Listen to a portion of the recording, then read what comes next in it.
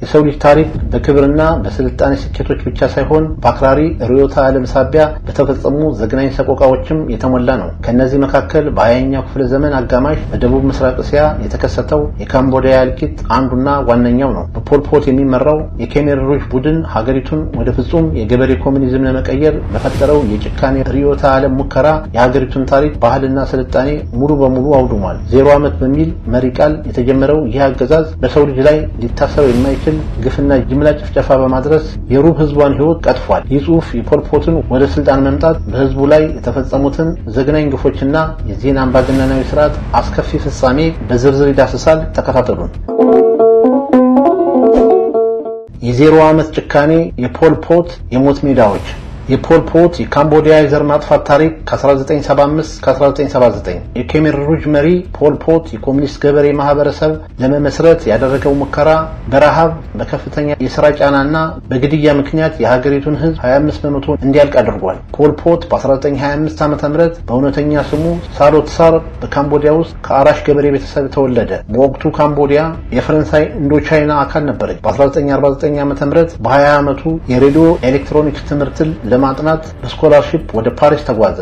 ነገር ግን በማርክሲዝም ርዕዮተ ዓለም ተማርኮ ትምህርቱን ችላ አለ። በዚህ ምክንያት ስኮላርሺፑ ተሰርዞበት በ1953 ዓ.ም ወደ ካምቦዲያ ተመለሰና በድብቅ ይንቀሳቀስ ከነበረው የኮሙኒስት ንቅናቄ ጋር ተቀላቀለ። በቀጣይ ዓመት ካምቦዲያ ከፈረንሳይ ሙሉ ነፃነቷን አገኘች። በወቅቱ ሀገሪቱ በንጉሳዊ ስርዓት ተዳደር ነበረ። እስከ 1962 ዓ.ም ፖል ፖት የካምቦዲያ ኮሙኒስት ፓርቲ መሪ ለመሆን የበቃ ቢሆንም የካምቦዲያ መሪ ከነበሩት ከልዑል ኖሮንዶም ሲሃኑክ ቁጣ ለማምለጥ ወደ ጫካ ለመሰደድ ተገደደ። በጫካ ውስጥ ፖል ፖት ኬሜር ሩዥ ቀያዮቹ ካምቦዲያውያን በመባል የሚታወቀውን የታጠቀ የደፈጣ ውጊያ ቡድን በማደራጀት በሲሃኑክ መንግስት ላይ የሽምቅ ውጊያ ከፈተ።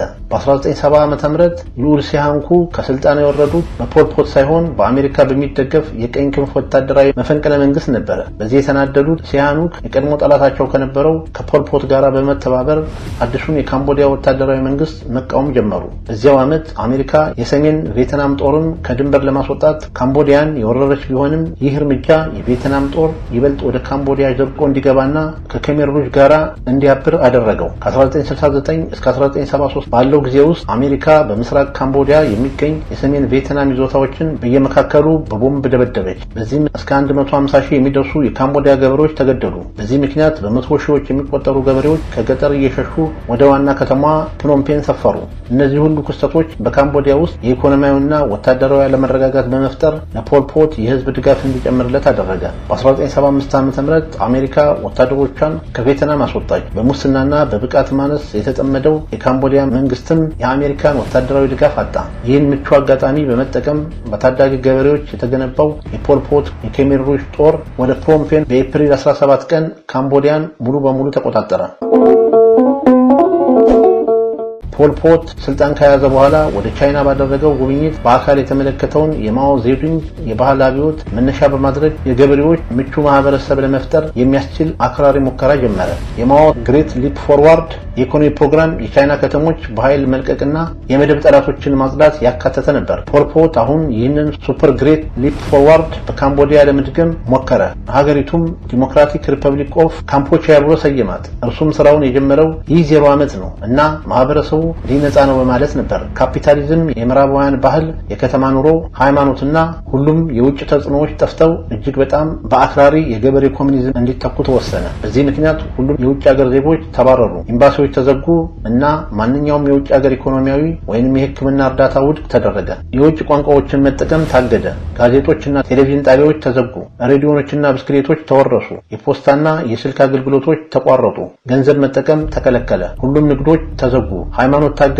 ትምህርት ቆመ። የጤና እንክብካቤ ጠፋ እና የወላጆች ስልጣን ተሰረዘ። በዚህ መልኩ ካምቦዲያ ከውጭ ዓለም ተለይታ ተቆለፈች። ከዚህ ሁሉ የካምቦዲያ ከተሞች በኃይል እንዲለቀቁ ተደረገ። በፕኖምፔን 2 ሚሊዮን ነዋሪዎች በጠመንጃ ተገደው በእግራቸው ወደ ገጠር እንዲጓዙ ተደረገ። በመንገድ ላይ እስከ 20 ሺህ የሚደርሱ ሰዎች ሞቱ። የከተማ ኑሮ የለመዱ በሚሊዮን የሚቆጠሩ ካምቦዲያውያን አሁን በፖል ፖት የሞት ሚዲያዎች ውስጥ በባርነት እንዲሰሩ ተገደዱ። እዚያም በየ2 ቀኑ ለአንድ ሰው 1 ቆርቆሮ ሩዝ ወይንም 180 80 ግራም ብቻ እየተሰጣቸው በከፍተኛ የሥራ ጫና በምግብ እጥረትና በበሽታ ማለቅ ጀመሩ። በእርሻ ቦታዎች ላይ የሚደረገው ሥራ ከጠዋቱ 10 ሰዓት ይጀምርና እስከ ምሽቱ 4 ሰዓት ይቆይ ነበር። በዚህ 18 ሰዓት የሥራ ቀን ውስጥ 2 የእረፍት ጊዜያት ብቻ ነበሩ። ይህ ሁሉ የሚካሄደው በጥቂት ጥፋት ሰዎችን ለመግደል በሚጓጉ ወጣት የኬሜር ሩዥ ወታደሮች የጠመንጃ ጥበቃ ስር ነበረ። የሚራቡት ሰራተኞች የሚሰበስቡትን ፍራፍሬና ሩዝ መብላት ተከልክለው ነበረ። የሩዝ ምርቱ ከተሰበሰበ በኋላ የኬሜር ሩዥ የጭነት መኪናዎች መጥተው ምርቱን በሙሉ ይዘው ይሄዱ ነበረ። ከ10 እስከ 15 የሚደርሱ ቤተሰቦች ከአንድ ሰብሳቢ ጋር እንዲኖሩ ተደረገ። ሁሉም የሥራ ውሳኔዎች የሚወሰኑት በትጥቅ ተቆጣጣሪዎቹ ሲሆን ሰራተኞቹ ምንም አይነት ተሳትፎ አልነበራቸውም። ሰራተኞቹም እናንተ ብትኖሩም ባትሞቱም ምንም ትርጉም የለውም ይባሉ ነበረ። በየ10ኛው ቀን የእረፍት ቀን ነበር። በካምቦዲያ አዲስ ዓመት በዓል ወቅት የ3 ቀናት ረፍት ነበረ። በመላው ካምቦዲያ የቀድሞ ማህበረሰብ ቅሪቶች ለማጥፋት አሰቃቂ የሆኑ የማጽዳት ስራዎች ተካሄዱ። በዚህም የተማሩ ሀብታሞች፣ የቡድሃ መነኮሳት፣ ፖሊሶች፣ ዶክተሮች፣ ጠበቆች፣ መምህራንና የቀድሞ የመንግስት ባለስልጣናት ተገደሉ። የቀድሞ ወታደሮች ከሚስቶቻቸውና ከልጆቻቸው ጋር ተጨፈጨፉ። ለፖል ፖት ታማኝ አይደሉም ተብለው የተጠረጠሩ ማንኛውም ሰዎች በሂደት የኬሜር ሩዥ መሪዎችን ጨምሮ በጥይት ተመቱ ወይንም በፋስ ተቆርጠው ተገደሉ። የበሰበሰው መወገድ ያለበት የሚል መፈክር የኬሜር ሩዥ መመሪያ ነበረ።